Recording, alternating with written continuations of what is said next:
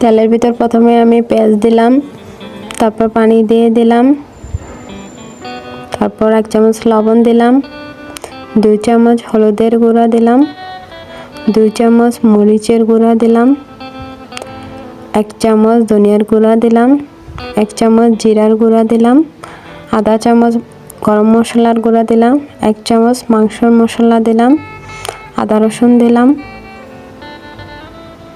কাঁচামরিচ দিলাম, টমেটো দিলাম, তারপর মাংসগুলো দিয়ে দিলাম, লাউ দিলাম,